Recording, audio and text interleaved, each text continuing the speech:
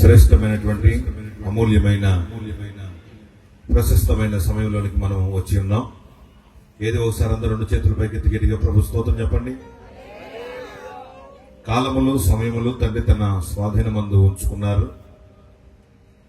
మన కాలగతులన్నీ దేవుని యొక్క సన్నిధిలో ఉన్నాయి కనుక మరోసారి గట్టిగా ప్రభు స్తోత్రం చెప్పండి. హల్లెలూయా. దైవజనులు పాస్టర్ కృపా సంగీత్ గారు, మిస్పా మినిస్ట్రీస్ అధినేత, ఆయన మన మధ్యలో ఉండటం మనకెంతైనా ఆశీర్వాదకరం.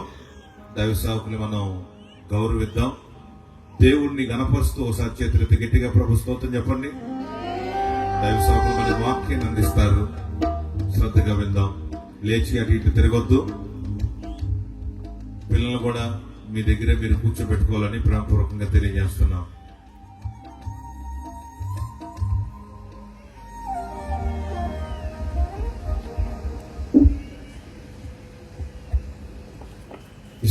హల్లెలూయా.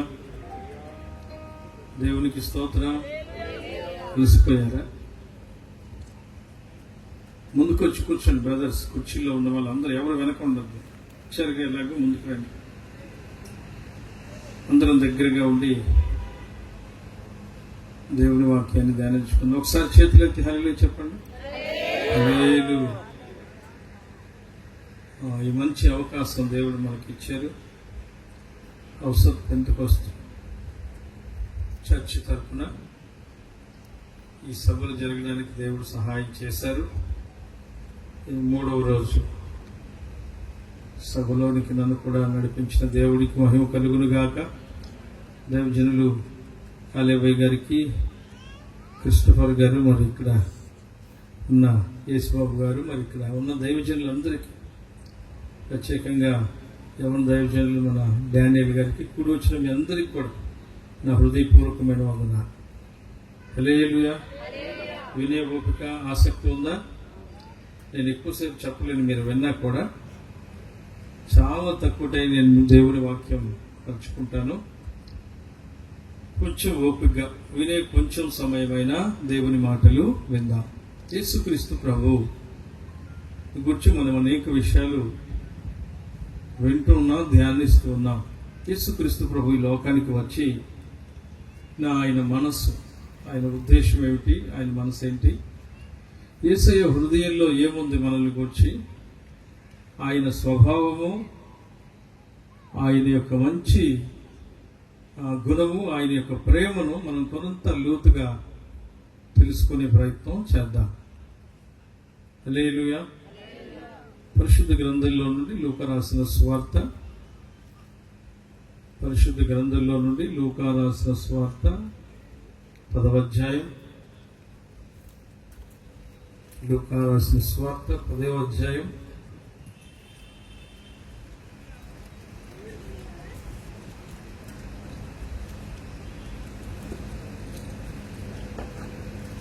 ముప్పైవ వాక్యం చదువుకుందాం.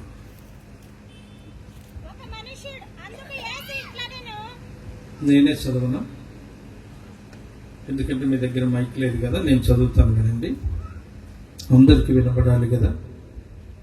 అందుకు యేసు ఇట్లా, నేను ఒక మనుషుడు యెరూషలేము నుండి యెరికో పట్టణంలోకి దిగి వెళ్ళుచు దొంగల చేతిలో చిక్కాను. వారు అతని బట్టలు దోచుకొని అతని కొట్టి కొరప్రాణంతో విడిచిపెట్టి పోయిరి. అప్పుడు ఒక యాజకుడు ఆ త్రోవన వెలుట తటస్థించెను. అతడు అతనిని చూచి ప్రక్కగా పోయాను. అలాగుననే లేవీయుడు ఆ చోటికి వచ్చి చూచి ప్రక్కగా పోయాను. అయితే ఒక సమరయుడు ప్రయాణమైపోవచ్చు, అతడు పడి ఉన్న చోటికి వచ్చి అతన్ని చూచి అతని మీద జాలిపడి అతని దగ్గరకు పోయి నూనెయు ద్రాక్షరసం పోసి అతని గాయములను కట్టి తన వాహనం మీద ఎక్కించి ఒక పూటకూలి వాని ఇంటికి తీసుకొని పోయి అతన్ని పరామర్శించును. మరునాడు అతడు 2 దేనారాలు తీసి ఆ పూటకూలి వానికి ఇచ్చి, అతన్ని పరామర్శించుము, నీవింకేమైనా ఖర్చు చేసిన యెడల నేను మరలా వచ్చినప్పుడు అది నీకు తీర్చదనని అతనితో చెప్పాను.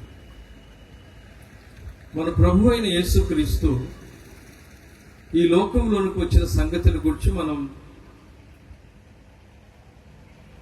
లోతుగా తెలుసుకోవాలి.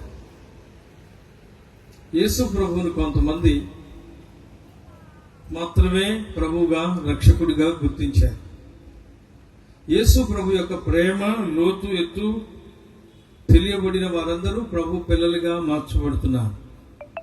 నేటికి ఇంకా యేసు ప్రభు యొక్క లోతైన ప్రేమను గుర్తించడం లేదు. 30వ వాక్యంలో మనం చూసినట్లయితే,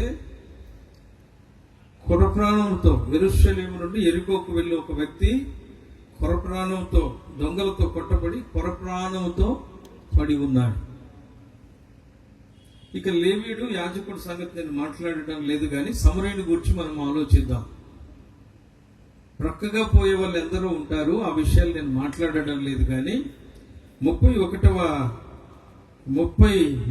వాక్యమును మనం ఒకసారి గమనించినట్లయితే, సమరయుడు, ఈయన మన ప్రభు అయిన యేసుక్రీస్తు ప్రభువే తనను గురించి ఈ మాట చెప్పినట్టుగా ఉంది.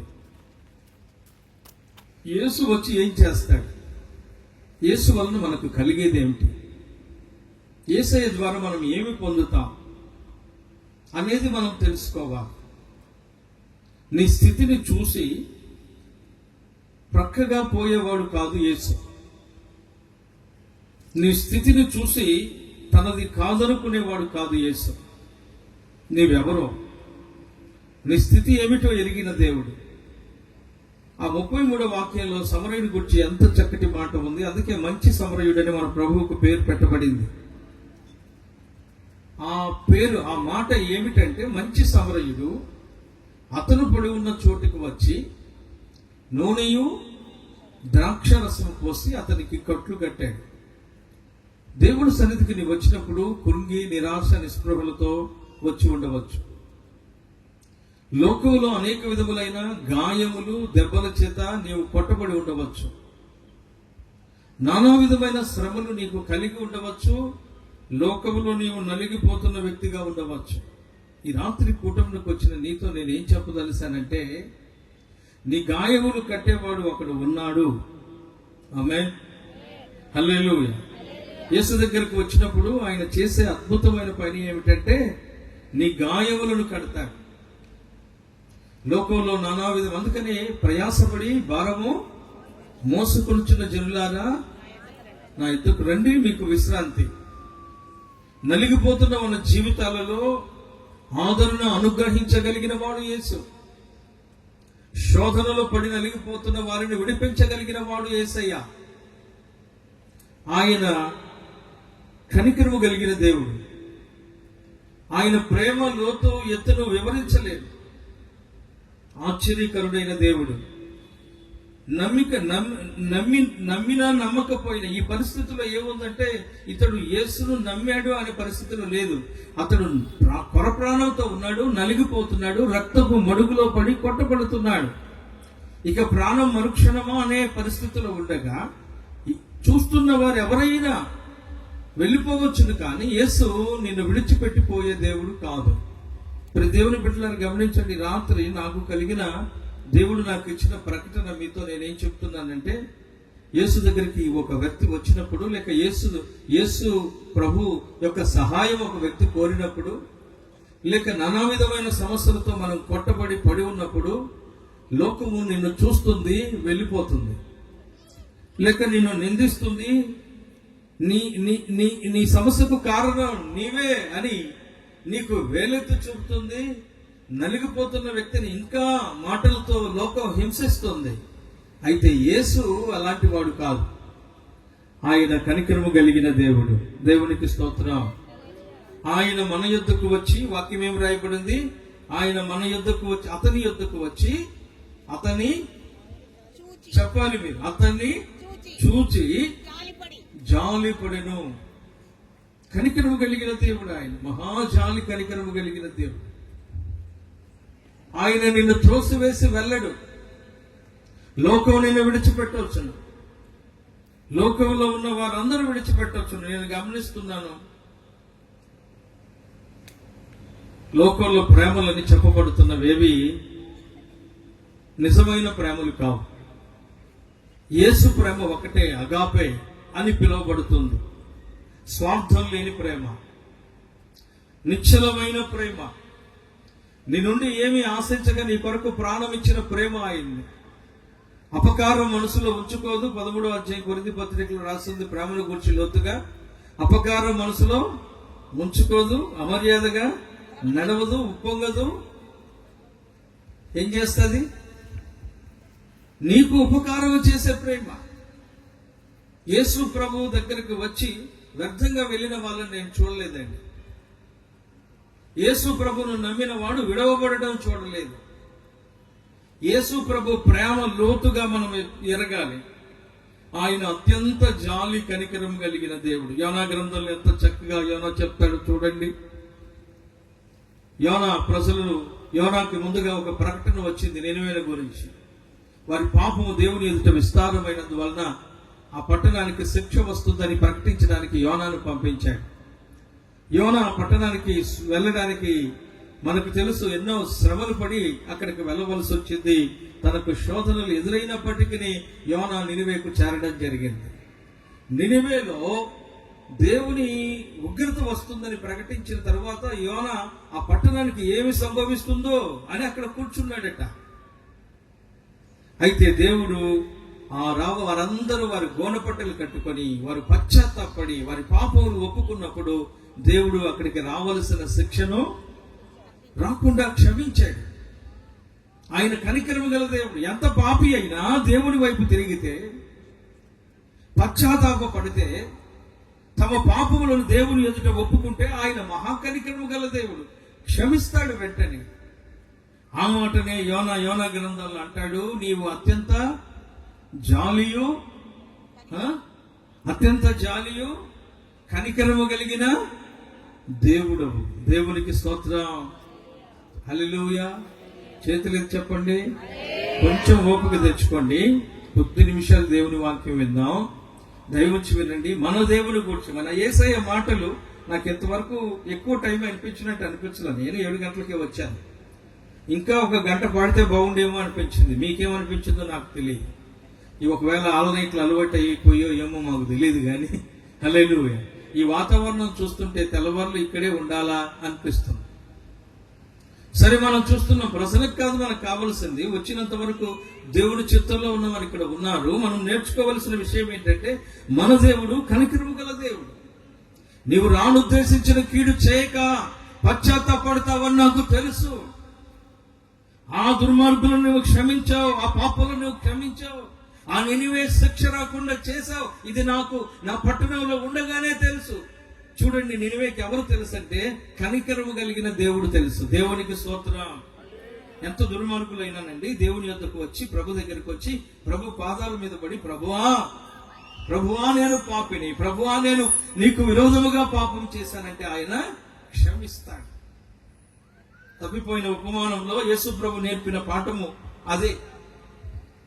తండ్రికి విరోధముగా చేసి పాపము చేసినను, తండ్రిని గాయపరిచి తండ్రి ఆస్తిని తీసుకుని వెళ్లి పాడు చేసినను, అతను తిరిగి వచ్చినప్పుడు బహుదూరంగా ఉండగానే పరుగెత్తుకుని వెళ్లి అతని మెడ మీద పడి ముద్దు పెట్టి చేర్చుకున్నాడు. కారణం ఏంటంటే అతను అంటాడు, నీ కుమారులలో ఒకడిగా ఉండడానికి నేను అర్హుడను కాదు. ఇదిగో నేను నీ కుమారుడను అనిపించుకోవడం లేదు, నీ కూలి వాళ్ళలో ఒకరిగా చేర్చుకో. తండ్రి, పరలోకమునకును నీకును విరోధముగా పాపము చేశాను. ఏ మనుషుడైన దేవుని ఎదుటికి వచ్చినప్పుడు నీతిమంతుల్లాగా యాక్షన్ చేయకూడదు. కొంతమంది భక్తి పరుల్లాగా యాక్షన్ చేస్తారు. వాళ్ళే సంపూర్ణులైపోయినట్టుగా. కొన్నిసార్లు బైబిల్ చదువుతూ ఉంటే పౌలు అంటాడు కదా, నేను ఇంకా సంపూర్ణం కాలేదని. యేసు ఒక్కడే సంపూర్ణమైన దేవుడు. మనమందరం సంపూర్ణులకు సాగిపోతా ఉన్నాం. అయితే గమనించాల్సింది ఏంటంటే, దేవుని యొద్దకు వచ్చినప్పుడు నీ హృదయము విప్పబడాలి. యథార్థ హృదయంతో మన స్థితిని ఒప్పుకుంటే ఆయన కనికరము గల దేవుడు. నేను అనుకుంటాను, ఆ పడి ఉన్న వాడిని గురించి ఆలోచిద్దాం. అతను రక్తపు మడుగులో ఉన్నాడు. దొంగలు అతని బట్టలు దోచుకున్నారు. కొరప్రాణంతో ఉంది. పశ్చాత్తాపడే పరిస్థితి కూడా లేదు. ప్రభు వైపు తిరిగే దేవాన్ని అరిసే పరిస్థితి కూడా లేదు. కానీ అతని స్థితిని చూసిన వాడు యేసయ్య. దేవునికి స్తోత్రం. చప్పటి కొట్టండి. హల్లెలూయా. ఏం చూస్తాడు యేసయ్య? నీ స్థితిని చూస్తాడు. అక్కడ రాయబడి ఉంది, దగ్గరకు వచ్చాడు. ఎవరి దగ్గరకు వచ్చాడు? కుష్ఠరోగి దగ్గరకు వచ్చాడు. నశించిపోయే ప్రజల దగ్గరకు వచ్చాడు. వ్యభిచారంలో పట్టబడి నాశనంలో ఉన్న వారి యొద్దకు వచ్చాడు. తప్పిపోయిన గొర్రెల యొద్దకు వచ్చాడు. నశించిపోయే ఇశ్రాయేలు యొద్దకు వచ్చాడు. ఆయన ఎందుకు వచ్చాడంటే బంధకములలో ఉన్న వారిని విడిపించడానికి వచ్చాడు. బంధకాలలో ఉన్న నిరీక్షణ కలిగి దేవుని కొరకు కనిపెట్టే వారి కొరకు ఆయన వచ్చాడు. ఆయన ఎవరంటే నీ యందు అత్యంత జాలి కలిగిన దేవుడు, దయా హృదయం అని యేసేది. దేవునికి స్తోత్రం. మెత్తని హృదయం అని యేసేది.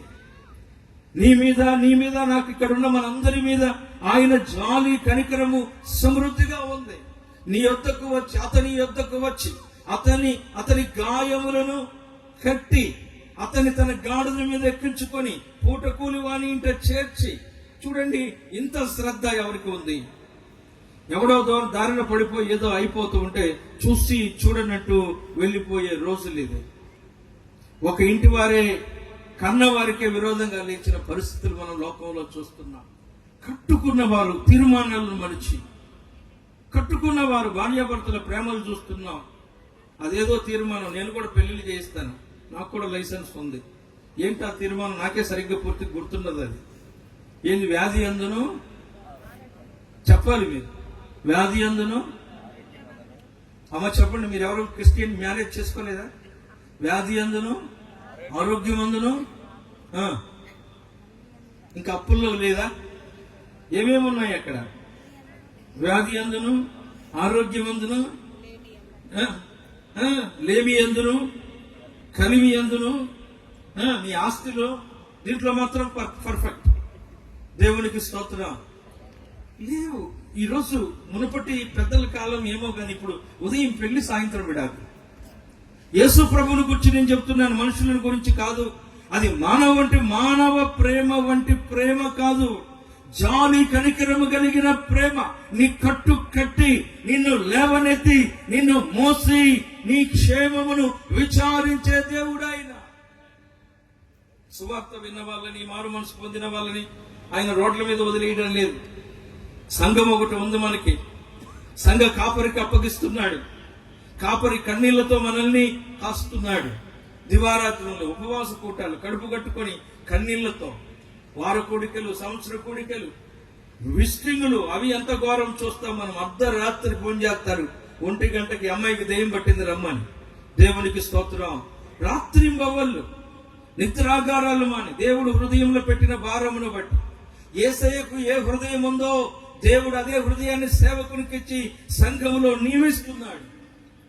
మనము గమనిస్తున్నాం. దేవుడు చేయి విడవలేదు, పరిశుద్ధాత్మని ఆదరణకర్తను మనకి ఇచ్చాడు. దేవుడు చేయి విడవలేదు, పరిశుద్ధుల సహవాసం అనే ఏమని చెప్తాం మనం? ఇక్కడ ఏమని రాయబడింది? పూట కూలి వాని ఇల్లును మనకు అప్పగించాడు. దేవునికి స్తోత్రం. మనం అక్కడ పోషింపబడుతున్నాం. మన సంఘంలో మనం ఆదరించబడుతున్నాం. సంఘమునకు వేరుగా మనం ఏ విధమైన క్షేమం అనుభవించలేం. వెలుపట క్షేమం లేదు. వాక్యం చెప్తుంది, చూస్తున్నాం. నాకు వేరుగా మీరేమీ చేయలేరు. ద్రాక్షవల్లి నేను తీగలు, మీరు నా యందు మీరుండి ఫలించండి. ఆయనలోనికి రావడం ద్వారా, ఆయనలో మనం నిలిచి ఉండటం ద్వారా ఆశీర్వాదం పొందుతాం. ఎవరు? యేసయ్య. జాలి కలిగిన వాడు, కనికరము కలిగిన వాడు. నీవు నలిగిపోతుంటే సంతోషించవచ్చు నీ శత్రువులు. నీవు వేదన పడుతూ ఉంటే లోకము నిన్ను ఎగతాళి చేయవచ్చును. కానీ ప్రియ దేవుని పిల్లలారా, యేసు మనసరిగి చెప్తున్నాను, ఆయన కనికరము కలిగిన దేవుడు. దేవునికి స్తోత్రం. ఎంత కనికరము గలవాడంటే, ఒక చిన్న సంగతి చెప్తాను. నేను మా అమ్మ కడుపులో ఉన్నప్పుడు అది గడ్డని చెప్పి, మా తాతగారు డాక్టర్ గారే, ఇంగ్లీష్ తెలుగు వైద్యం తెలిసే డాక్టర్ గారు, ఆయన వైద్యం చేస్తున్నాడు. అయితే ఆ కడుపులో గడ్డని తీసుకెళ్లి అక్కడ హుబ్లీలో కేమ్స్ అనే హాస్పిటల్లో మా అమ్మని జాయిన్ చేశారట, ఆపరేషన్ చేసి తీసేయాలని. ఆ పక్క బెడ్ మీద ఉన్న ఎవరో ఇలా ఆపరేషన్ ఫెయిల్ అయిపోయి చనిపోతే మా అమ్మ భయపడి, మా తాత వాళ్ళంతా అక్కడ పడుకొని ఉండగానే మెల్లగా జారుకొని పారిపోయి ట్రైన్ ఎక్కేసి మా ఊరు వెళ్ళిపోయింది. వీళ్ళంతా ఆ ప్రాంతం అంతా ఎత్తుక్కొని తిరిగి ఇంటికి వచ్చి, చేత నేను ఆపరేషన్ చేసుకొని నేను చచ్చిపోతాను, నా పొద్దు ఆపరేషన్ అంటే నేను పుట్టాను. సాతాను ఎంత ఘోరమో చూడండి. ఈరోజు నేను సేవకున్నవుతాను, నాకు తెలియదు, నా తల్లికి తెలియదు. కానీ దేవుడు సేవకుడిగా తల్లి గర్భంలోనే ఏర్పాటు చేసుకుంటాడు కదా. సాతాను నాశనం చేయాలని చూశాడు. అయితే దేవుడు కనికరము గలవాడు. ఆమేన్, హల్లెలూయా. మీలో ఉత్సాహం ఉన్నది, బయటికి రావాలి. ఏం చెప్పాలి? కనికరము కలిగిన దేవుడు. నాకు ఆ రోజు మా అమ్మ హాస్పిటల్లో పారిపోకపోతే, హల్లెలూయా, పారిపోవడం అనే పని ప్రభు వలన జరిగింది. ఆశ్చర్యం కదా. దేవుడు కనికరము గలవాడు. మనకు తెలియకుండానే మన జీవితంలో మేలులు చేస్తాడు. మనం ఎరుగక మునిపై మనల్ని వెంబడించిన దేవుడు, మనము పడిన స్థితి నుండి లేవనెత్తే దేవుడు, మన గాయాలను కట్టి మన యందు జాలిపడి మనల్ని రక్షించి తన రాజ్య సువార్త, ఏం మీటింగ్స్ ఇవి? తన రాజ్య సువార్తను మనకు అందించి మనకు మారు మనసు రక్షణించి మనకు ఒక పరిశుద్ధుల సహవాసాన్ని, సంఘాన్ని ఇచ్చిన దేవునికి మహిమ కలుగును గాక. బిగ్గరగా చెబుదామా? హల్లెలూయా. ఇది యెరికోలో జరిగిన సంఘటన. మీ అందరికి తెలిసింది యెరికోలో జరిగిన సంఘటన. యెరికో యెరూషలేము దగ్గరగా జరిగిన సంఘటన. దేవుని గురించి నేను మీకు ఈ రాత్రి చెప్పాలనుకుంటున్నాను. ఆయన మనల్ని ప్రేమించి పలుమార్లు మనల్ని దర్శిస్తాడు. ఆయన దర్శించే కాలాన్ని మనం గుర్తించాలని వాక్యం చెప్తా ఉంది. ఆయన మనల్ని ప్రేమించి మనల్ని ఆదరించడం కొరకు, మనల్ని విడిపించడం కొరకు, రక్షించడం కొరకు, మనకు క్షేమము కలుగ చేయడం కొరకు ఆయన మన యొద్దకు వస్తాడు. అది మనము గుర్తించాలి. ఆయన నాకు తెలిసి ఆయన అన్యాయస్తుడు కాదు, ఆయన మహా ప్రేమ కలిగిన వాడు. దేవునికి స్తోత్రం. ఇద్దరు ముగ్గురు జీవితాలను నేను మీకు చెప్తాను. పరిశుద్ధ గ్రంథమైన బైబిల్లో యెహోషువ గ్రంథం 6వ అధ్యాయంలో యెహోషువ యెరికో పట్టణాన్ని పట్టుకోవడానికి వెళ్ళాడు. యెరికో పట్టణానికి యెహోషువ వెళ్ళక మునుపు వేగువారిని అక్కడికి పంపినట్టుగా మనం సంఖ్యాకాండాల్లో చూస్తాం. వేగువారిని పంపినప్పుడు వేగువారు యెరూషలేము యెరికో ప్రాకారాలు ఎక్కుండగా, దయవంచి ఉండండి, యెరికో పట్టణం దేవుని దృష్టికి ఎలా ఉందంటే, దేవుని దృష్టికి పాపము చేసి ఉంది. యెరికో పట్టణం దేవుని శిక్షకు సిద్ధమైపోయింది. అయితే యెరికోను నశింప చేయడానికి తన దాసులను ఆయన పంపినప్పుడు యెరికో పట్టణ ప్రాకారం మీద ఒక స్త్రీ ఇల్లు కట్టుకొని ఉంది. ఆమె పేరు రాహాబు. ఆమెను గురించి బైబిల్ ఏమీ దాచుకోలేదు. ఆమె జీవితాన్ని బైబిలే ఎత్తి చెబుతుంది. ఆమె వ్యభిచారి. పట్టణం ఊరి బయట ప్రాకారం మీద ఇల్లు కట్టుకొని ఉంది. అయితే రక్షణ ఎవరి దగ్గరికి ఎలా వస్తుందో, దేవుడు ఎలా పంపుతాడో మనము తెలియదు. కానీ ఆయన నిన్ను ఎలా ప్రేమిస్తున్నాడో వాక్యం ధ్యానిస్తున్నప్పుడు అర్థమవుతుంది. ఇప్పటికే నిన్ను అనేక సార్లు దేవుడు దర్శించి ఉండవచ్చు. అది తన సేవకులను పంపడం ద్వారా రాహాబును దేవుడు దర్శించాడు. ఇశ్రాయేలు ప్రజలలో దేవుడు ఉన్నాడని, ఆ దేవుడే నిజమైన దేవుడని, ఇశ్రాయేలుకు జయం విరోధముగా నిలిచిన వారికి జయం లేదని తెలిసి యెరికో ప్రజలు గుమ్మాలు మూసుకొని భయముతో ఉండగా, ఆ పట్టణం మీద ఏ ఆయుధంతో వారు యుద్ధము చేయలేదు. గాని వేగు వారిని దాచి ఆమె గొప్ప విశ్వాసాన్ని చాటుకుంది. హెబ్రీయులకు రాసిన పత్రిక 11వ అధ్యాయంలో ఎన్న వాక్యం అది? హెబ్రీయులకు రాసిన పత్రిక 11వ అధ్యాయం 30. ఒకసారి చూడండి.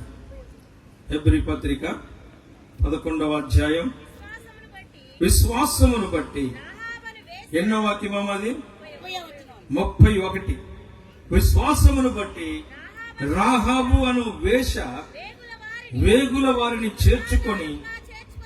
చేర్చుకొనినందున అవిధేయులతో కూడా నశించకపోయిన. మనం చూస్తాం రోమా 5వ అధ్యాయం 19వ వాక్యంలో విధేయత మూలముగా ఏమొచ్చింది?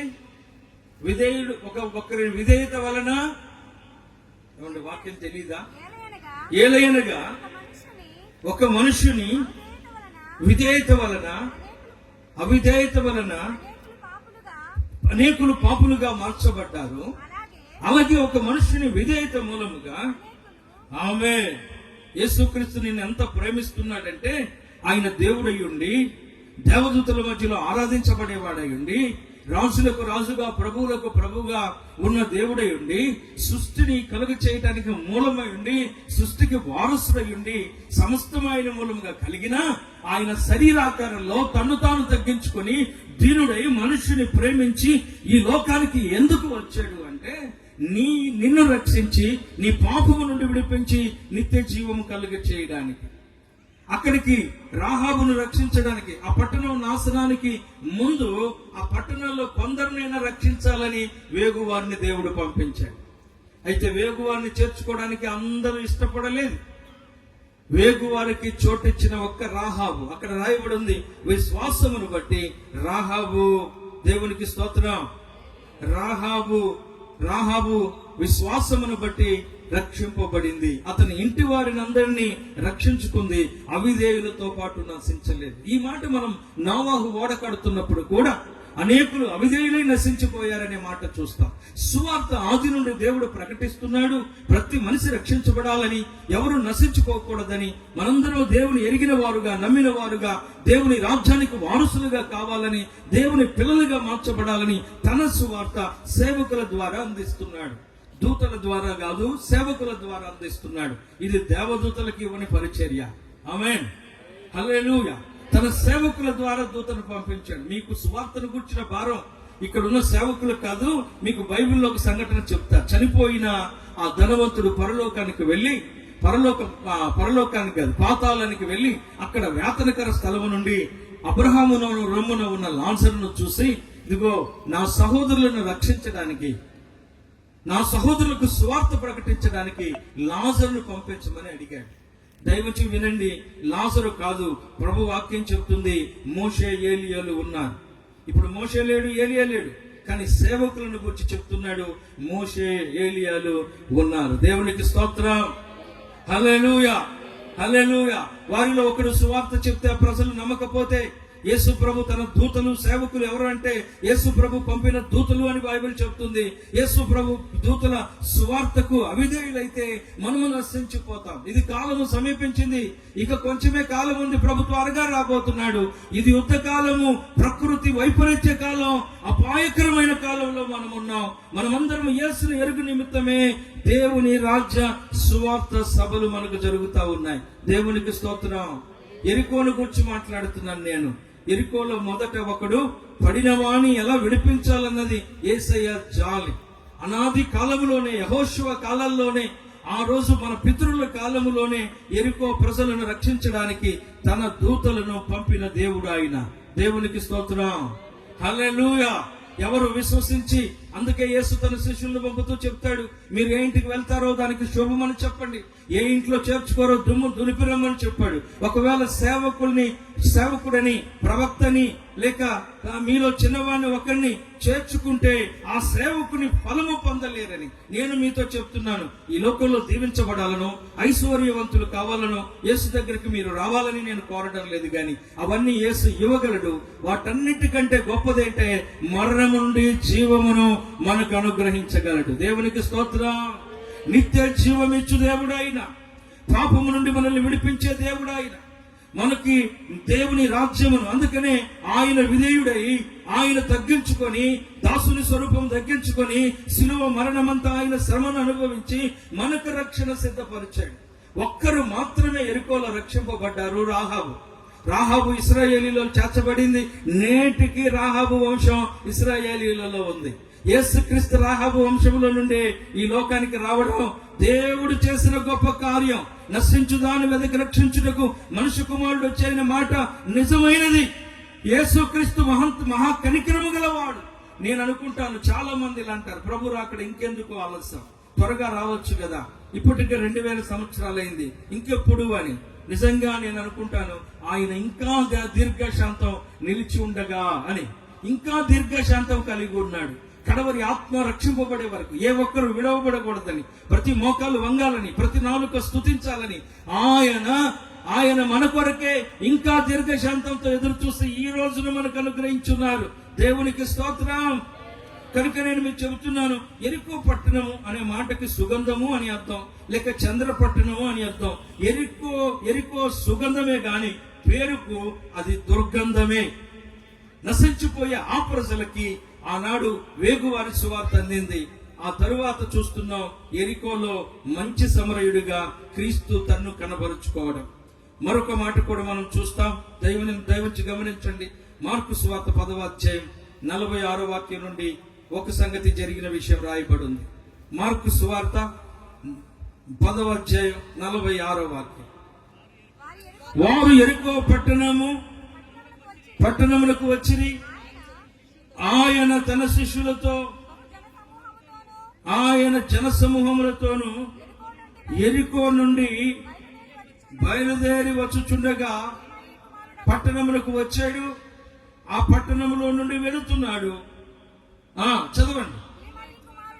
తీమై కుమారుడగు భర్తెమయి అను గుడ్డి భిక్షకుడు త్రోవ పక్కన కూర్చొని నజరేయుడైన ఎవరు అని అడగగా ఇది నజరేయుడైన యేసు అని తెలుసుకుని వాడు విని, దావీదు కుమారుడా, నజరేయుడైన యేసు, నన్ను కరుణించమని కేకలు వేశారు. వారు ఊరకుండగా దావీదు కుమారుడా, నజరేయుడైన యేసు అని మరలా కేకలు వేశారు. యేసు నిలిచి, దేవునికి స్తోత్రం. యేసు ఎవరండి? నీ కేకలు, నీ అరుపులు, నీ కన్నీళ్లు చూసి కదిలింపబడే దేవుడు. దేవునికి స్తోత్రం. ఆగి నిలిచి వారికి చెప్పాడు, అతని నా యొద్దకు తీసుకురండి. వెంటనే ఆ గుడ్డివాణ్ణి ప్రభు దగ్గరికి తీసుకురాగాని, నీవేం కోరుకుంటున్నావు? నేనేమి చేయగోరుతున్నావు? నా వలన నీకేమి కావాలి? నాకు దృష్టి పొందగోరుచున్నాను. వెళ్ళు, నీవు దృష్టి పొందావు. దేవునికి స్తోత్రం. చూడండి, యెరూషలేములో మాత్రమే సంచరించిన దేవుడు కాదు, లేకపోతే సియోనులో మాత్రమే సంచరించిన దేవుడు కాదు. భూమి మీద బూది గంతముల వరకు ఆయన సువార్త వెళ్ళినట్లుగా ఆయన తన శిష్యుల్ని ఏర్పరిచి పంపిన దేవుడు. ఆయన భర్తమైని యెరికోలో ఉన్న గుడ్డివాణిని ముట్టి బాగు చేశాడు. దేవునికి స్తోత్రం. కనికరం కలిగిన దేవుడు అండి ఆయన, కనికరం గల దేవుడు. యేసు అంటే ఎవరు అంటే మహాకనికరం. ఆయన అత్యంత జాలి. అతను స్వస్థత పొంది దేవుని నామమును మహిమపరిచాడు. దేవునికి స్తోత్రం. అక్కడ రాయబడి ఉంది, నీ విశ్వాసమే ఉందా మాట? నీ విశ్వాసమే. ఆ మాట చదవండి. నీవు వెళ్ళుము, నీ విశ్వాసము నిన్ను స్వస్థపరచు. యేసయ్య దగ్గరికి రండి. యేసయ్య దగ్గరకు వచ్చిన నీవు నమ్మకం మాత్రం ఉంచితే చాలు, దేవుడు నీ జీవితంలో గొప్ప కార్యం చేయబోతా ఉన్నాడు. దేవునికి స్తోత్రం. నేను యేసును నమ్ముతున్నాను అని చెప్పండి. దేవునికి అసాధ్యమైంది ఏమీ లేదు. మార్కు సువార్త 10వ అధ్యాయంలోన దేవునికి అసాధ్యమైంది ఏమీ లేదు. దేవునికి స్తోత్రం. బిగ్గరగా చెప్పాలి. హల్లెలూయా. అబ్రహాంతో చెప్తాడు కదా, నాకు అసాధ్యమైంది ఏమైనా ఉన్నదా? ఇర్మియా 32లో రాయబడింది, నేను సర్వశరీరులకు దేవుడను, నాకు అసాధ్యమైంది ఏమీ లేదు. కేవలం నీవు నమ్మడం ద్వారా, నీవు ఆయనను విశ్వసించడం ద్వారా, నమ్మకం మాత్రం ఉంచుము, నీవు ఆయనను పొందుకుంటావు. ఆయన నీ జీవితంలో పని చేస్తాడు. గుడ్డితనం అంటే ఆత్మీయంగా గుడ్డితనం కావచ్చు, ఇంకా యేసును చూడలేని గుడ్డితనం కావచ్చు, యేసు ఎవరో అర్థం చేసుకోలేని గుడ్డితనం కావచ్చు. క్రైస్తవ్యం అంటే ఇంకా నీకేమైనా అర్థం కావడం లేదేమో. యేసు మన మనోనేత్రాలను వెలిగించే దేవుడు. దేవునికి స్తోత్రం. బిగ్గరగా చెబుదామా? నేనేం చెప్పాలనుకుంటున్నానంటే, ప్రభు నా మనసులో హృదయంలో ఉంచిన మాట ఏంటంటే, దేవుడు చెయ్యి విడువడు. దేవునికి స్తోత్రం. ఒక అద్భుతమైన మాట ఉంటది, డానియల్ బ్రదర్ ఎప్పుడు చెప్తా ఉంటాడు. ఏం మాట అంటే, అది ఎంత మాత్రము నీకు హాని కలుగదు. నాకు ఎప్పుడు ఫోన్ చేసి ఏదో విషయం మాట్లాడుతున్నప్పుడు ఈ మాట తరచుగా నాతో చెప్తాడు, అన్న మనకి ఎంత మాత్రం ఏమి కలగదు. అక్కడ పాస్టర్ గారిని కొట్టారు, లేక ఇక్కడ పరిచర్య పాడైంది, అక్కడ సేవ జరగటం లేదు. ఇలాంటి మాటలు చెప్పేటప్పుడు మనం భయపడొద్దు, మనం ధైర్యంగా ఉండాలి. దేవునికి స్తోత్రం. ఎంత మాత్రము ఏదియో కలగదు. మత్తయి సువార్త 10వ అధ్యాయంలో తన శిష్యులను పంపుతున్నప్పుడు ఆయన చెప్తాడు కదా, ఎంత అద్భుతమైన మాటలు చెప్తాడు. మీరు తోడేళ్ల మధ్యకి నేను మిమ్మల్ని పంపుతున్నాను, కానీ ఏమంటాడు, నీ తల వెంట్రుకలన్నీ లెక్కించబడి ఉన్నాయి, నీకు ఏ హాని కలగదు. భయం అవసరం లేదు. పిరికి ఆత్మ మనం పొందలేదు, దత్తపుత్రాత్మ మనకున్నది. నేను మీతో చెప్తున్నాను, యేసు కనికరము కలిగిన దేవుడు. యెరికోను విడిచిపెట్టలేదు. యెరికోను దర్శించినప్పుడు అక్కడ గుంపులు గుంపులుగా ప్రజలు ఉన్నారు. మనం చూస్తాం, ఆ గుంపు ప్రజలు ఆయనతో వెళుతున్నారు. ఈ విషయం భర్తమై వింటున్నాడు. ఒక్కడు మాత్రమే స్వస్థత పొందాడు. ఇలాంటి సంఘటన మనం ఎరుకోలోనే చూస్తాం. ఎరుకోలో ఈ అద్భుతాలను దేవుని యొద్దకు చాలా మంది వస్తారు. నేను చూస్తాను పెద్ద పెద్ద సభలు, ఇలాంటి పెద్ద సభల్లో ఇంకా లక్షల మంది ప్రజలు కూడుకున్న సభలు రేపటి రోజున ఈ గ్రౌండ్ నిండును గాక. ఆమేన్. విస్తారమైన జనం వచ్చును గాక. పెద్ద సభల్లో చూస్తాం కొందరు స్వస్థత పొంది గుడ్డి వాళ్ళు, కుంటి వాళ్ళు, మూగవాళ్ళు మాట్లాడడం, వినడం, నడవడం మనం చూస్తూ అద్భుతాలను స్టేజి మీద చూస్తుంటాం.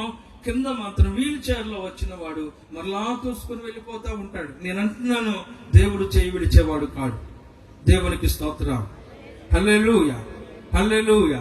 మత్తయి సువార్త 7వ అధ్యాయం 8వ వాక్యం చూస్తే 7 నుంచి 7, 8, 2 వాక్యాలు చూస్తే, అడుగుడి మీకు ఇవ్వబడును, వెదకుడి దొరుకును, తట్టుడి తీయబడును, అడుగు ప్రతివానికి.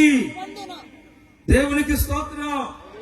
అడిగే ప్రతి వానికి, నోరు తెరిచి ప్రభువా నాకు ఇది కావాలని నోరు తెరిచి అడిగే ప్రతి వానికి సహాయం చేస్తాడు. సాతాను ఏం చేస్తాడంటే నోరు మోస్తాడు, నువ్వు అడగమాక అని. నువ్వు నోరు తెరిచి ప్రభువుని అడిగితే ప్రభువు నీకు సహాయం చేస్తాడు. ఎరికో పట్టణం యొక్క శాపము నుండి, ఎరికో పట్టణంలో నుండి ఒకరిని ఆయన రక్షించాడు. దేవునికి స్తోత్రం. రాహాబును ఒకరిని రక్షించాడు. ఇక్కడ భర్తమైన గురించిన హతసాక్షి ఆయన గురించి చరిత్ర పుస్తకాల్లో చెప్పేది ఏంటంటే, ఆయన హతసాక్షి భయంకరమైన శిక్ష పొంది ప్రభు కొరకు చనిపోవడానికి అప్పగించుకున్నాడు. కారణం ఏంటంటే యేసు దేవుడని, పరలోక రాజ్యం ఉన్నదని నమ్మి, యేసే నిజమైన దేవుడని ఒప్పుకొని ప్రభువును అంగీకరించి ప్రభు సాక్షిగా జీవించి ప్రభు కొరకు మరణించిన వారిలో ఆయన ఒక ఆయన.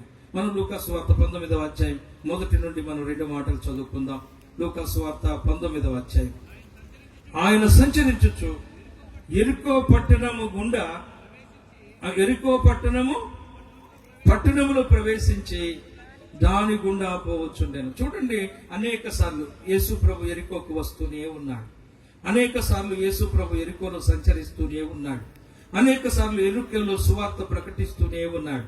అనేక సార్లు మొన్న ఈ మధ్య మేము ఎక్కడ కూటమి పెట్టాడు డానియల్ గారు. జనము భూమి అక్కడ మీటింగ్ లో లేరు, కానీ బాకాలు పెట్టి ఊరంతా మోగే బాకాలు పెట్టి కేకలేసి అరిసొచ్చాం. దేవునికి స్తోత్రం. సువార్త అందాలి, సువార్త ప్రకటించాలి. భారం అది. సువార్త ప్రకటించడం మా భారం. సువార్త అంతటా ప్రకటింపబడాలి. అటు తర్వాతనే అంతం వస్తుంది. యేసు ఎరికోను దర్శించినప్పుడు అనేక మంది ఉన్నారు. అక్కడ చూస్తాం, జక్కయ్య అనే ఒక మనుషుడు. ఎవరతను? చదవండి, అతను ఎవరు? సుంకపు గుత్తాదారుడైన జక్కయ్య అనే ఒకడు, ధనవంతుడు ఒకడు. అతను ధనవంతుడు యేసును చూడగోరాడు. దేవునికి స్తోత్రం. అతను యేసును చూడగోరాడు. అయితే యేసు ప్రభు ఎందుకు దర్శిస్తాడండి? ప్రార్థన కూటాలు వ్యర్థంగా పెట్టమండి. ఒక ఆత్మ రక్షింపబడాలని మా భారం. దేవునికి స్తోత్రం. ఎన్ని లక్షలు ఖర్చు పెట్టినా ఒక ఆత్మ ప్రభు దగ్గరికి వస్తే అది ఈ పనిని, ఈ బాధను, ఎలాగ ప్రసవ వేదన పడే స్త్రీ తన బాధను మర్చిపోతుందో బిడ్డను చూసి అలా సేవకులుగా మేము ఆదరించబడతాం. దేవునికి స్తోత్రం. ఈ సువార్త యేసు కూడా దేవుని రాజ్య సువార్త ప్రకటిస్తూ, దేవుని రాజ్య సువార్తల కొరకు అనేక ప్రాంతాలు సంచరిస్తూ ఎరికోను ఆయన దర్శించాడు. ఎరికోలో నుండి వెళుతున్నాడు. అనేక మంది జనమున్నారు. ఇతను గొప్ప ధనవంతుడు. అయితే పొట్టివాడైనందువలన ఆ గుంపు ప్రజలలో చూడలేక అక్కడ ఉన్న ఆయన ఈ త్రోవలో రానయ్య ఉన్నాడని ముందుగానే వెళ్ళి ఓ చెట్టు మీద కూర్చున్నాడు. నేనేం చెప్తున్నానంటే, ఈ స్థలంలోనికి మీరు రావడంలో దేవుని ఉద్దేశం ఉన్నది. ఆమేన్ చెప్పండి అందరూ. దేవుడు ఉద్దేశం ఉన్నది. అయితే దేవుని నిన్ను ఎరిగి ఉన్నాడు. దేవుడు నిన్ను ఎరిగి ఉన్నాడు. ఎలా ఎరుగున్నాడంటే జక్కయ్యను కూడా ఎరిగి ఉన్నాడు. అతని తాపత్రయం, అతని ఆశ, ప్రభువును చూడాలని తన మనస్సు, ప్రభువును గురించి తెలుసుకోవాలనే ఆశ. ఏదో వచ్చామా, కూర్చున్నామా, వెళ్ళామా, టైంపాస్ కాదండి. ఇది శ్రమతో కూడిన విషయం. ఇది ఎంతో శ్రమతో కూడిన విషయం. యవన బిడ్డలు ఎంతో మంది శ్రమపడి కష్టపడితే ఇలా కనబడుతుంది ఈ స్టేజ్. ఎంతో వేపరిస్తే ఇలాగా ఈ పరిచర్య జరుగుతూ ఉంది. ఇది ఇలాగా నిత్యము జరుగునుగాక. ఈ గ్రౌండ్ లో ప్రతి సంవత్సరం మన పెంతెకోస్తు మీటింగ్లు, హౌస్ ఆఫ్ పెంతెకోస్తు మీటింగ్లు జరుగునుగాక. మీరు ఆమేన్ చెప్పండి. రాబోయే రోజుల్లో లక్షల మంది ప్రజలను ప్రభు తీసుకొస్తాడు. నేను మీతో ప్రవచన పూర్వకంగా దైవజనుడిగా చెప్తున్నాను. నేను చెప్పే ఈ మాట ప్రభు వలననే నేను చెప్తున్నాను. ప్రభు మనలను, మన పరిచర్యలను విస్తరింప చేయునుగాక. నేను మీతో చెప్పే మాటలు వినండి. ఆ జక్కయ్యను యేసు ప్రభు చెట్టు దగ్గరకు వచ్చి ఆయనను, జక్కయ్య, చెప్పాలి మీరు ఆ మాట, జక్కయ్య, ఇవన్నీ మాకు తెలిసినాయి అనుకోకండి, దయవుంచి వినండి. జక్కయ్య త్వరగా దిగమనగానే లోబడ్డాడండి. విధేయత, చూడాలని ఆశ.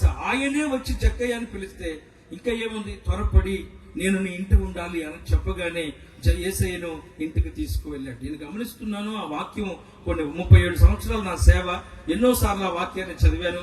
అక్కడ యేసు ప్రభు ఆ జక్కయ్యకు ఒక్క మాట కూడా చెప్పలేదు, నువ్వు మారు మనసు పొందు, పరలోక రాజ్యం ఉంది, నువ్వు బాప్తిసం పొందాలి, లేకపోతే నీ పాపం ఒప్పుకో, నీ జీవితం మార్చుకో, ఇలాంటి మాటలు నేను చెప్పలేదండి.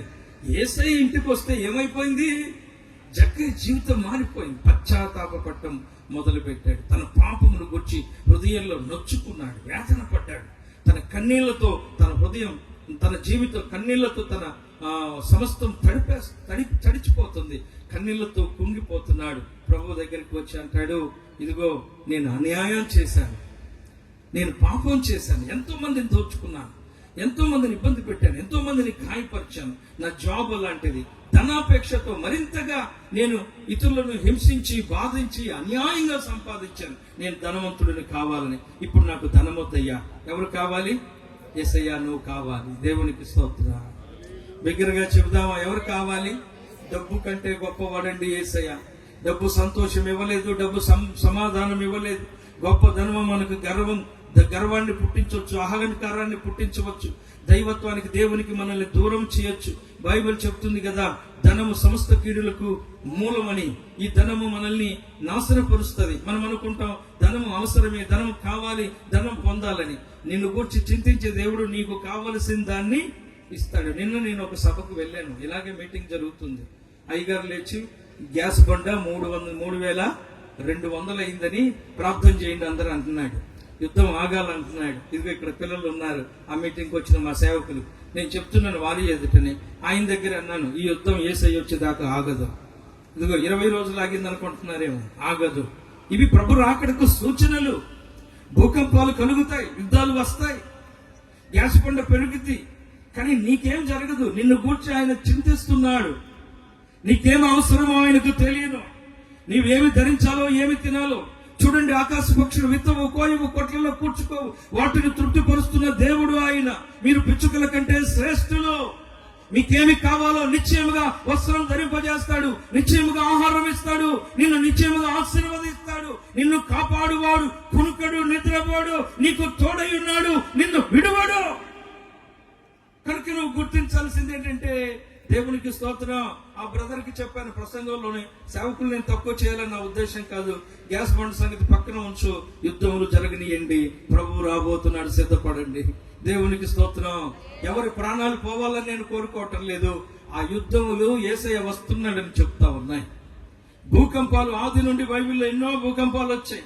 అవి కూడా ప్రభు రాకడనే చూపిస్తా ఉన్నాయి. భూకంపం అనేది ఎందుకు వస్తుంది? చెరసాల్లో పౌరశీలలు పాటలు పాడుతుంటే భూకంపం వచ్చింది. కారణం ఏమిటంటే దేవుడు అక్కడికి వచ్చాడు. బైబిల్ చెప్తుంది ఆయన అడుగు పెడితే భూమి కంపిస్తుందని, పర్వతాలు కరిగిపోతాయని రాయబడి ఉంది మీ కాలం. దేవునికి స్తోత్రం. ఆయన సర్వశక్తి కలిగిన దేవుడు. ఆమేన్, హల్లెలూయా. ఎరికో గోడలు ఎలా కూలాయి? భూకంపం వచ్చింది. దేవుడు వస్తే భూకంపం వస్తుంది. ఆయన భూమిని కంపింప చేయవాడు. హల్లెలూయా, హల్లెలూయా. ఉరుములు మెరుపులతో యుద్ధం చేస్తాడు ఆయన. ఇప్పుడే అక్కడ కూర్చున్నాను. మీ ప్రాంతంలో పిడుగుపడే అవకాశం ఉంది, మీరు సురక్షితమైన ప్రాంతాలకు వెళ్ళండి అని మెసేజ్ వచ్చింది నాకు. మా ప్రాంతంలోనా అని ఫోన్ చేశా. ఏమ్మా, మా మదర్కి ఫోన్ చేశా, చర్చిలో మదర్కి. ఏమ్మా అక్కడ వర్షం ఏమైనా పడుతుందా? కానీ ఏమి లేదయ్యా, ప్రశాంతంగా ఉంది. ఈ వాతావరణ శాఖకి ఏం పని లేదు. దేవునికి స్తోత్రం.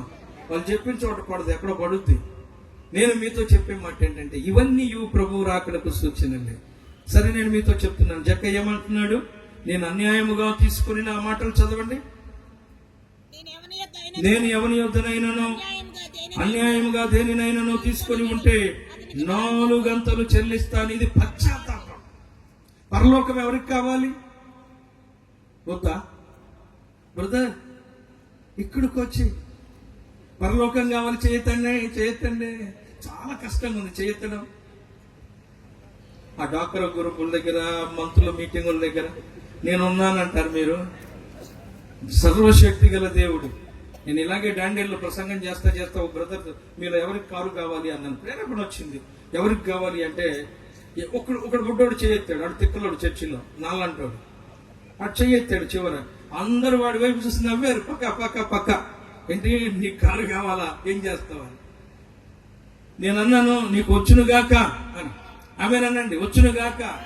నేను మరలా 3 నెలలకు ఒకసారి వెళ్తానట్టు కర్ణాటక. ఆ మరలా 3 నెలలకు ఒకసారి నేను ఆ హుబ్బులిలో దిగితే అతనే వచ్చాడు కారు వేసుకొని. కారు కొన్నానన్నా, ఎక్కండి అన్నా అని. చప్పట్లు కూడా దేవునికి స్తోత్రం చెప్పండి.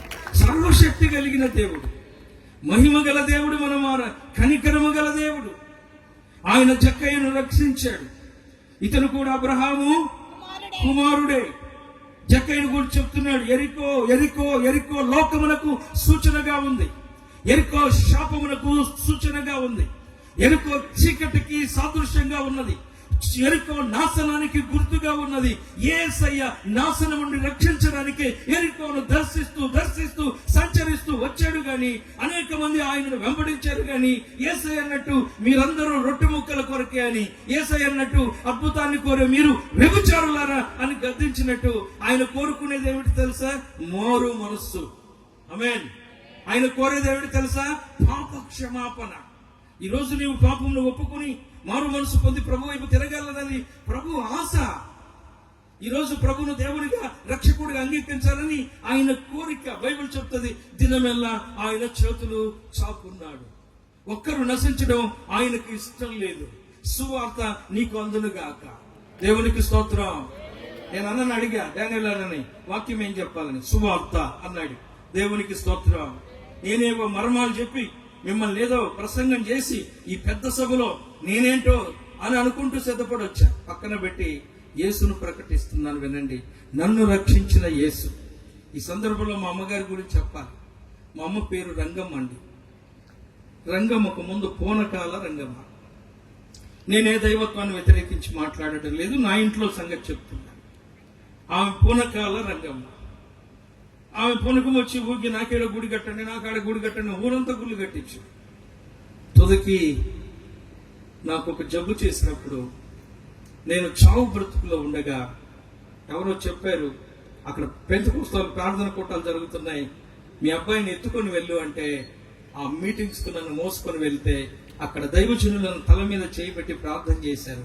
వాళ్ళు ప్రార్థన చేసింది నాకు గుర్తులేదు, కానీ నన్ను అక్కడ పడుకోబెట్టారు. మీటింగ్ అయిపోయింది, టెంట్లు వేసి భోజనాలు పెడతా ఉన్నారు. నేను లేచి మా అమ్మ దగ్గరికి వెళ్ళి 1 రోజులు భోజనం లేని నేను మొదటి ముద్ద తీసుకొని తిన్నాను. ఆ దైవజనుల ప్రార్థనతో నేను బ్రతికాను. నన్ను అప్పుడు మా పూనకాల రంగమ్మ మారిపోయింది. నేను ఎప్పుడు స్వస్థత పొందానో మా అమ్మ మారిపోయింది. మా గ్రామంలో మొట్టమొదటి విశ్వాసి. అమ్మను చూసేసారు. ఈరోజు గ్రామం అంతా క్రైస్తవులు అయిపోయారు. ఏమన్నా అరకొర మిగిలారేమో నాకు తెలియదు. గ్రామం అంతా క్రైస్తవులు అయ్యారు. నేను మీతో ఒక విషయం చెప్తున్నాను. హల్లెలూయా. ఆమె కడుపున పుట్టిన నేను కూడా సేవకున్నయ్యాను. కనుక మా యవన కాలంలో నేను ఇంటర్ ప్రాంతంలో చదువుకునే సమయంలో మా అమ్మకి క్యాన్సర్ వచ్చింది. మంచి విశ్వాసి. తెల్లవారుజాము అయ్యగారి ప్రార్థన చేస్తే నాకు దడబుడుతూ ఉంటుంది. ఉదయం మోకరిస్తే సాయంత్రం దాకా దిగడు. ఏమి తినేది లేదు. ఆయన ఆ ఆత్మ, ఆ శక్తి, ఆ నింపుదల, అసలు అలాంటి అభిషేకమే వేరు. మా అమ్మగారు కూడా నిలువ మోకాళ్ళ మీద తెల్లవారుజాము లేచి అలా నిలబడేది. తెల్లవారు 3ంటికి ఎప్పుడో లేచి చివరి రోజు వరకు నాతోనే ఉంది. మచిలీపట్నంలో చివరి వరకు నిలువ మోకాళ్ళ మీదనే ఉంటుంది. అలాంటి తల్లికి క్యాన్సర్ వచ్చిందంటే యేసుప్రభు దేవుడు నన్ను స్వస్థపరిచాడని చెప్తున్నారు. అన్ని యేసుప్రభుని నమ్ముకున్నారు. అందరిని ద్వేషించి ఇంట్లో వాళ్ళు బంధువులంతా అసహించుకున్న ఈమె ప్రభువుని నమ్ముకుంది. అమ్మకు క్యాన్సర్ వచ్చింది. యేసుప్రభు దేవుడే నన్ను బాగు చేస్తే అమ్మకేంటి క్యాన్సర్ వచ్చింది అని. మా అన్నయ్య మిలిటరీలో ఉండేవాడు. మా నాన్న survey of India free service, hospitals అన్ని ఫ్రీ. తిప్పి చచ్చిపోతాం డాక్టర్లు వదిలేస్తే ఒకరోజు మేము ఉప్పల్ హైదరాబాద్ లో మా మామయ్య ఇంట్లో చేరి అందరం ఒక ఫోటోలు దిగాం. చివరి ఫోటోలు. అమ్మ వెళ్ళిపోతుంది రండి అంటే బంధువులంతా వచ్చి ఫోటోలు దిగారు. ఆ రాత్రి ఇంట్లో పడుకొని ఉన్నామండి. ఒక చిన్న గది. అమ్మ దగ్గరే నేను కింద పడుకొని ఉన్నాను. నేను అప్పుడు ఇంటర్ చదువుతున్నానేమో తెలియదు, 10th. అమ్మ మంచం మీద ఉంది. రాత్రి 2, 3 ఆ ప్రాంతంలో నన్ను లేపి, నాన్న నా కొరకు ప్రార్థన చేయి, నేను బ్రతుకుతాను అంది. నాకు ప్రార్థన ఎక్కడొచ్చు? నాకు వచ్చిన ప్రార్థన పరలోకమందున్న మా తండ్రి నీ నామం పరిశుద్ధపరచు, నీ రాజ్యం వచ్చునుగా. అది గడగడ గడగడ ఆ ప్రార్థన చెప్పి అమ్మను బాగు చేస్తే నీ సేవ చేస్తా ప్రభు అన్నాను. ఏదో సేవ అంటే ఏదో తెలుసుంటే నేను ఆ మాట నుండి వారికి ప్రభు క్షమించుగా. సేవ అంటే ఇప్పుడు తెలిసింది, కానీ పారిపోలేను. హల్లెలూయా, హల్లెలూయా, హల్లెలూయా. ఈ కష్టమైన దీన్ని భాగ్యముగా ఎంచుకొని బరువుగా వేసుకొని మేము ఈ సిలువ మోస్తూనే ఉన్నాం. నేను మీతో చెప్పే విషయం ఏంటంటే, ఆ ఉదయం ప్రార్థన, ఆ రాత్రి ప్రార్థన చేశాను. ఆ తర్వాత నన్ను కాలేజీ టైం నీకు పోద్రబాబు అని ఊరు పంపించారు. నేను ఊరు వచ్చి 6 నెలలు కలలు గంటనే ఉన్నాను. అమ్మ చచ్చిపోయినట్టు, నేను సమాధి చేసినట్టు. అందరూ సమాధి చేస్తే అక్కడ ఉండి ఉదయం లేవడం, ఏడవడం, ఇదే కలలు నాకు. 6 నెలలు కాదు కదా, 6 ఏళ్ళైనా ఆమె చనిపోలేదు. ఆమెకు టెస్టులు చేస్తే క్యాన్సర్ లేదు. దేవునికి మహిమ కలుగునుగా. చెప్పాలి మీరు. ఊరకని మేము ప్రకటించడం లేదు. మేమేమి విన్నామో, ఏమి తాకామో, ఏమి అనుభవిస్తున్నామో అవి మాట్లాడుతున్నాను నేను. ఇదే ఉయ్యూరులో బస్ స్టాండ్ వెనకాల ఒక అతనికి 2 సెంటీమీటర్లు వెన్ను కరిగిపోయింది. లేదు, 2 ముందు భాగాలు కాళ్ళు తాళ్లతో కట్టారు, కాళ్ళ కింద తొడల కింద ఒక దిండు పెట్టారు, తల భాగాన్ని తాళ్లతో కట్టారు, ఈ భాగంలో ఒక 2 దిండ్లు పెట్టారు. బాడీగా ఉంది. నేను ఎక్కడ విసన్నపేటలో ప్రసంగం చేస్తుంటే బ్యాంక్ మేనేజర్ భార్య, ఆమె ఆ తల్లి ఎందుకో వచ్చి, అన్న నా ఫ్రెండ్ వల్ల భర్త ఇలాగా ఉంది వ్యాధి, ఆ వ్యాధి ఏంటో తెలియదు, అదొక రకమైన వ్యాధి పేరు చెప్పారు, వెన్నెముక కరిగిపోతా ఉంది, దానికి సొల్యూషన్ పరిష్కారం లేదు, మీరు ఒక్కసారి ప్రార్థన చేయండి. నేను టీంతో కూడా వెళ్ళాను. టీం తీసుకుని వెళ్ళా. మా ప్రేయర్ టీం పిల్లలు ఉండేవాళ్ళు, యవనస్తులను తీసుకుని వెళ్ళి ఇంకా మేము అక్కడ కదిపి ముట్టే పరిస్థితుల్లో లేదు. ఇలా ఉండి ప్రార్థన చేస్తున్నాను, ప్రభువా ముట్టండి, స్వస్థపరచండి, ఈ బిడ్డను లేవనెత్తండి అని. వాళ్ళు చూపించిన రిపోర్టుకే మాకు అవిశ్వాసం వచ్చేయాలి, భయం వచ్చేయాలి. ఎందుకంటే వెన్ను ఎముక లేదు, పైకి కిందకి జాయింట్ లేదు, తెగిపోయింది, ఇక అది తినేస్తుంది. కానీ నేను ఇలా ప్రార్థన చేస్తున్నానా, మా పిల్లలు తాళ్ళు విప్పేసి తీసుకెళ్లిపోయారు బయటికి. నేను ఆమె నన్ను చూస్తే పడక మీద లేడు. ఎత్తపడ్డా, ఎవరూ లేరని బయటకు వెళ్ళి చూస్తే చేతులు పట్టుకుని పరిగెత్తుతున్నాడు. దేవునికి స్తోత్రం. చప్పట్లు కొడదామా? ఎయిడ్స్ రోగాలు, భయంకరమైన వ్యాధులు, వైద్య చరిత్రలో అందని రోగాలు యేసు బాగు చేయగలడు. మృతులను లేపిన వాడు, లాజరును పిలిచిన వాడు యేసు. అద్భుతకరుడు, ఆశ్చర్యకరుడు, ఆయన నిత్య జీవం ఇచ్చే దేవుడు. ఎరికో ఆయన, ఒకవేళ మన పట్టణం ఎరికో లాంటిదే కావచ్చు, ఈ సభల ద్వారా నిన్ను ఆయన దర్శిస్తున్నాడు. నీవు పాపం నుండి, అన్యాయం నుండి, అక్రమం నుండి, అపవిత్రత నుండి విడుదల పొంది నిత్య జీవము పొందాలని. యేసు రక్తము ప్రతి పాపము నుండి విడిపించిన మాట సత్యము, పూర్ణాంగీకారమునకు యోగ్యమైనది.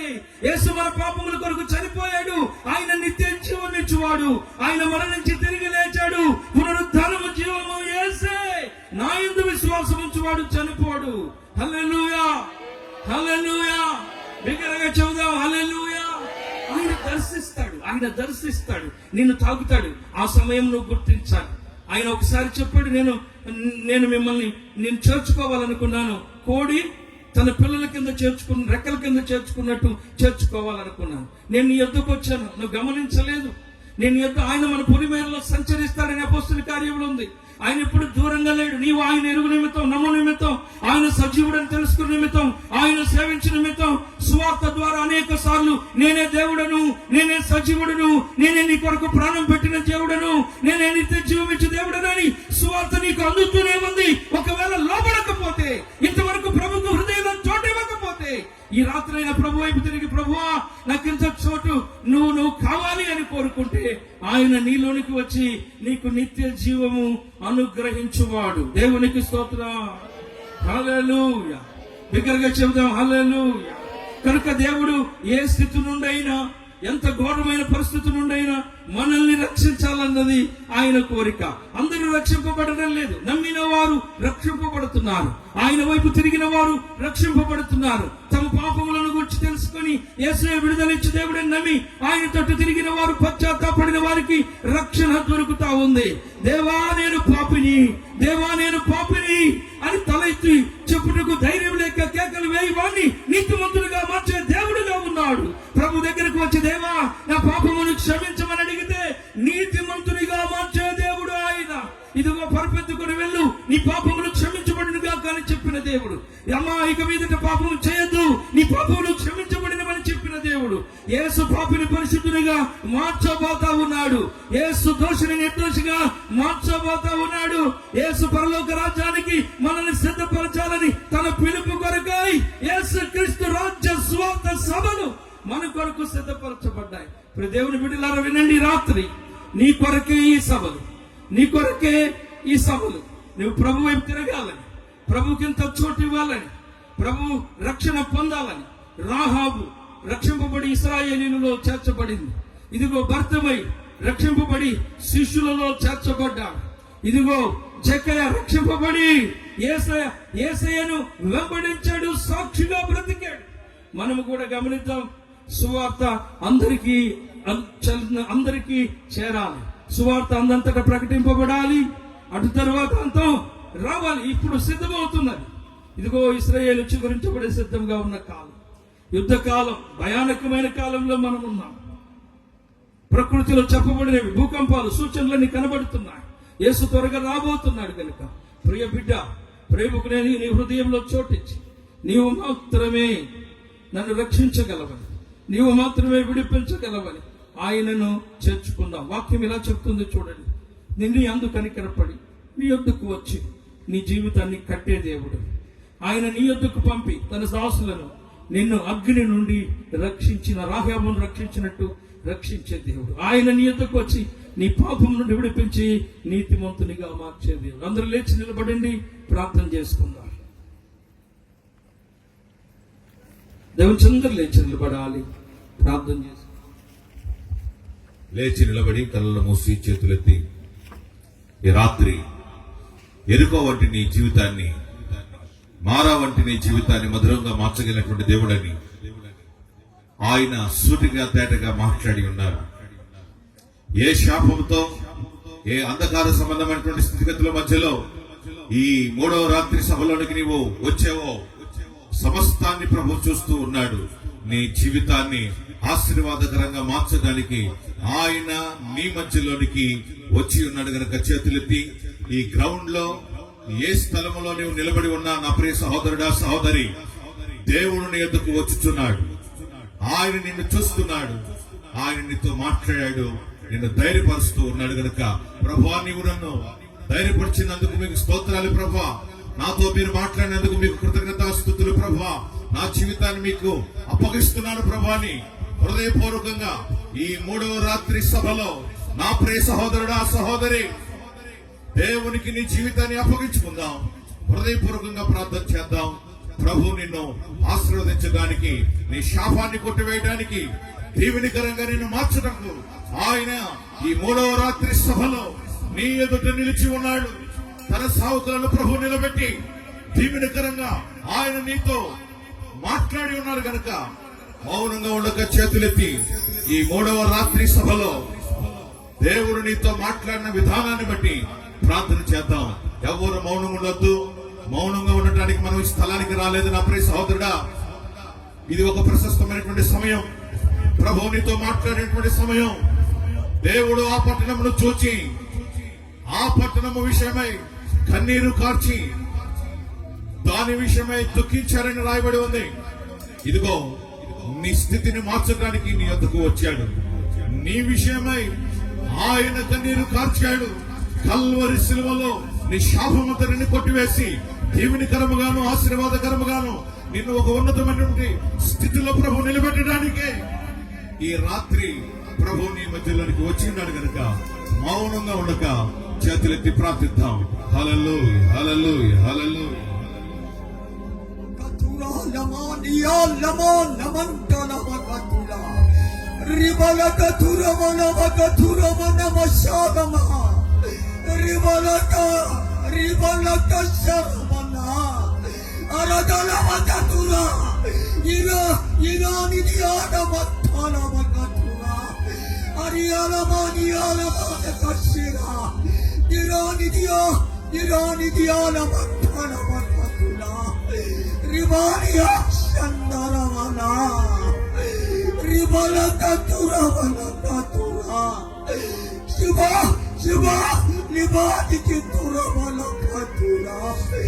Ibanaka tura bala baka tura. Iba la santara bala basya. Imana balaka. Ibalaka tura. Ya la santara bala. Karabala baka tura balaka. Ibalaka sarabala. Ibalaka tura bala baka tura. Iba santara dandara garegi tura bada. Badadana baka tura. Dirana bantara bada. Ikani dia. Sambara bala baka tura. Dira dia na bantara baka tura. Apne iba andara jabana kasi. Inani dia. Salya raja shalama. Iba na katura baka tura. నా జనమా నేనే మిమ్మల్ని నా యొద్దకు నేను సమకూర్చి ఉన్నాను. పురాణం దాదాపుగా 2000 సంవత్సరం వరకు ముందుగానే నీ కొరకి నీ కుటుంబం కొరకై నేనే ఆ సిలువలో పాపిగా మార్చబడి ఉన్నాను. శాపగ్రస్తునిగా మార్చబడి ఉన్నాను. వ్యాధిగ్రస్తునిగా మార్చబడిన నేని అనురాధ సందర బలమక రిబాలక దురబలమక దుర వైద్యులను సిగ్గుపరచగలిగిన దేవుడనిగా, డబ్బును సిగ్గుపరచగలిగిన దేవుడనిగా, ఔషధములను వైద్యమని సిగ్గుపరచగలిగిన దేవుడనిగా ఇదిగో నేను నీ యొద్దకు వచ్చి ఉన్నాను. అరబల శిరమ రిబలక దురబలమక దుర నా కుమారుడా, నా కుమార్తె, ఇదిగో నీ హృదయమైన ద్వారమని నేను తట్టుచున్నానే. అరజందర బలమక దుర ఈ సమయములో నీ హృదయమని తెరచిన ఎడల ఏ విధమైన వ్యాధి రోగమైనను మరణ పడికలో ఉండినని సమస్త శక్తులని సిగ్గుపరచగలిగే, జయించగలిగే, పారద్రోలగలిగే నా శక్తి నీ కొరకు చాలని రమణ కశిర రిబాలక దురబలమక దుర నా తట్టు తిరిగి నన్ను విశ్వసించి నీవు స్వస్థతను పొందుమని సైన్యములకు అధిపతియగు యెహోవా సెలవిచ్చుచున్నాడు. అరణమనమశాలమా రిబలక దురబలక దుర ప్రభువా నిరాడియాల మంకలమక దుర.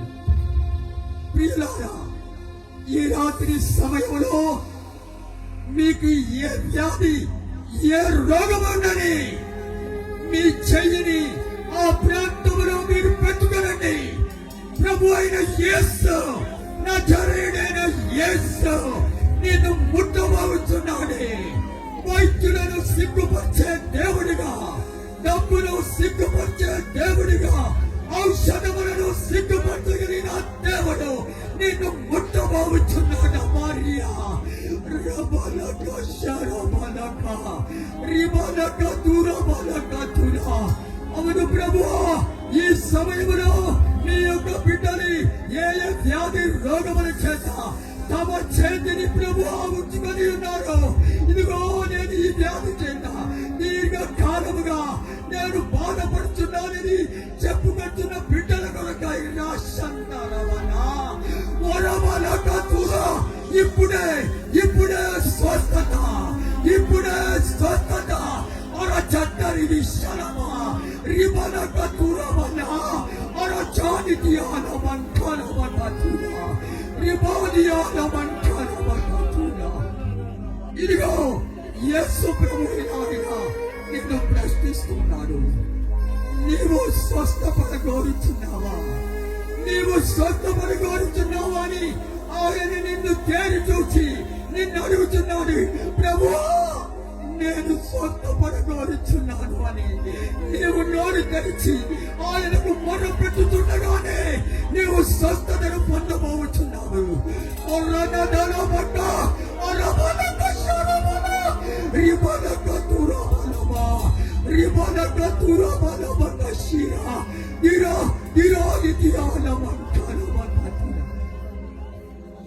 మన దేవుని యొక్క శక్తి ఏ మాత్రము మార్పు లేని దేవుడి. ఆయనలో ఆయన శక్తిలో ఎలాంటి మార్పు లేదే. నీ కొరకై ఆయన శక్తి క్రియ చేయ ప్రారంభించబడి ఉన్నది.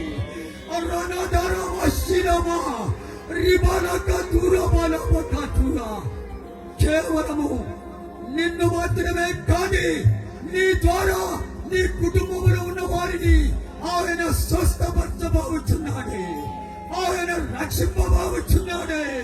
ఓ రమణ సింగ రమణ మఠ రిబానియా శలమఠ తీరా రిబానక శలమనక తురా లబా లబా ఇవా శలమా రిబానక శలమనక తురా రిబానక శలమనక తురా రిబానియా శలమఠ తురా రిబా రిబానియా శలమా రిబానక తురా మనక తురా రిబానియా లమనక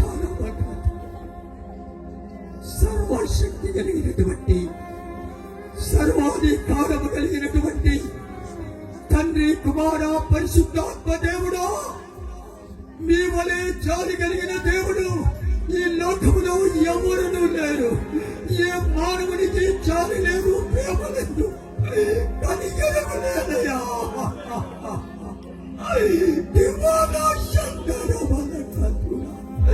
అవను ప్రభు విడువబడిన వారముగా కనబడుతున్నామయ్యా.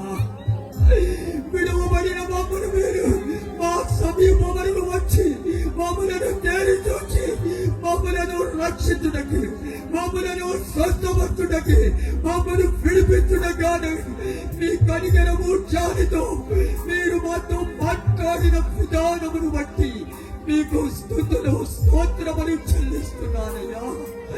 నా ప్రభువా, నన్ను మమ్మలను దర్శించినటువంటి సర్వశక్తి కలిగిన దేవుడా, ప్రపంచ నలుమూలలలో ప్రభువా 7 దినములు 24 గంటలలో జన్మించి సజీవ లెక్కలో అగుపడుతున్న వారిని 7 దినములు 24 గంటలలో జన్మించబోయే వారిని దర్శించవలసిందిగా ప్రార్థిస్తున్నాను. ఓలా సందరమల మకతురా రిబానియాల మానక శిరమలక రిబానికి దూరా తరతరముల నుండి మమ్మలను వెంబడించుతున్న పాప శాప రోగముల కొరకై మీరు ఆ గొల్గోతాలో ఆ సిలువలో మా కొరకై సమస్తమును చేసి ముగించినటువంటి ప్రేమ స్వరూపుడా, మీకు స్తుతులు స్తోత్రములు చెల్లిస్తున్నాము. ఈ యొక్క 3వ దినమున మాతో మీరు మాట్లాడి మాకిచ్చిన ఆలోచనలను బట్టి, హెచ్చరికలను బట్టి మీకు స్తుతులు స్తోత్రములు చెల్లిస్తున్నాము. నిజముగా మా జీవితాలు, మా బ్రతుకులు ఇక నుండి ఎవరికి దేనికి సొంతము కాదే. మీకును మీ రాజ్యమునకి సొంతమైన జీవితాలు బ్రతుకులుగా మార్చబడిలాగిన ప్రార్థిస్తున్నా. ప్రభువా, ఇక్కడ చేరినటువంటి ప్రతి ఒక్క బిడ్డను, వారిని, వారి కుటుంబీకులని, వారి బంధువులని, వారి ఇరుగు పొరుగు వారిని, వారి ప్రార్థనను ప్రభువా ఈ బిడ్డల ద్వారా గొప్ప మార్పు కలగ చేయబడిన ప్రార్థిస్తున్నా. సరమ శరమనమకతురా ఇబానిక శరమకతురా, మీ కనికరమును, మీ ప్రేమని, మీ జాలిని కనుపరచగలిగిన జనములుగా మమ్మలను మార్చి నీ మహిమార్థమై జీవితులకు బ్రతుకుటకి మీకు సాక్షి బిడ్డలుగా ఈ సువార్తని అనేకులకు ప్రకటించుటకి తగిన పాత్రులుగా మార్చమని మన ప్రభు అయిన యేసు క్రీస్తు నామమున తండ్రిని వినయముతో వేడుకొని బ్రతిమిలాడుకొనుచున్నాము తండ్రి. ఆమేన్. ప్రభువైన యేసుక్రీస్తు కృపయు, తండ్రి యొక్క ప్రేమయు, పరిశుద్ధాత్మ యొక్క సహవాసమని, ఈ రోగుల నుండి విడిపించబడి తన కొరకు జీవించు వారికి, బ్రతుకు వారికి ఆయన రాకడ పర్యంతం తోడై ఉండను గాక. హల్లెలూయా. చేతులెత్తి గట్టిగా చెప్తాం హల్లెలూయా. ఈ మూడో రాత్రి సభ కూడా ముగించబడింది. రేపు ఆఖరి రాత్రి చుట్టుపక్కల ఉన్నటువంటి మీ నిలవైనటువంటి వారందరూ కూడా ప్రేరేపించి ప్రోత్సాహపరిచి తీసుకొని రావాల్సిందిగా ప్రేమపూర్వకంగా తెలియజేస్తున్నాను. మరి ప్రాముఖ్యమైన ప్రకటన ఏంటంటే, రేపు మధ్యాహ్నం ఇక్కడ మన మందిరం ఉంది, హౌస్ ఆఫ్ పెంతెకోస్తు మందిరంలో బాప్తిస్మ కార్యక్రమం అనేది జరుగుతుంది కనుక మీలో ఎవరైనా ఈ సభల ద్వారా కానీ మారు మనసు పొంది బాప్తిస్మ తీసుకోవాలని నిశ్చయించుకుని ఉంటే, రేపు మధ్యాహ్నం హౌస్ ఆఫ్ పెంతెకోస్తు ప్రార్థనా మందిరంలో బాప్తిస్మ కార్యక్రమం జరుగుతుంది కనుక మీలో ఎవరైనా బాప్తిస్మ తీసుకోవాలనుకుంటే, ప్రభు చేత ప్రేరేపించబడితే వచ్చి ఇక్కడ మీరు తెలియజేస్తే, మీ పేర్లు ఇస్తే తప్పక మీకు రేపు బాప్తిసాలు ఇవ్వబడతాయి కనుక ఈ విషయాన్ని మీరు గమనించండి. మరొక ప్రకటన, రేపు పగలు మందిరంలో ఉపవాస ప్రార్థన అనేది జరిపించబడుతుంది. ఉపవాస ప్రార్థనలో ఎవరైనా పాలు పంపులు పొందాలని ఆశ కలిగిన వారు ఉంటే, స్వస్థత పొందాలని, దేవుని ద్వారా ఆశీర్వాదాన్ని పొందాలని ఉంటే తప్పక రావచ్చు. దేవుడు మిమ్మల్ని ఆశీర్వదిస్తాడు, స్వస్థపరుస్తాడు, దీవిస్తాడు. కనుక ఈ విషయాలన్నింటినీ మీరు గుర్తుపెట్టుకొని తప్పక మీరు చేసి దైవాశీర్వాదాలు పొందాలని ప్రేమపూర్వకంగా తెలియజేస్తున్నాం. దైవ సేవకులు కృపా సంగీతయ్య గారు మన మధ్యలో ఉన్నారు. మీ కొరకు ప్రార్థన చేస్తారు. మీలో ప్రార్థన అవసరతలు కావలసినటువంటి వారందరూ కూడా వచ్చి ప్రార్థన చేయించుకోవాల్సిందిగా ప్రేమపూర్వకంగా తెలియజేస్తున్నాం.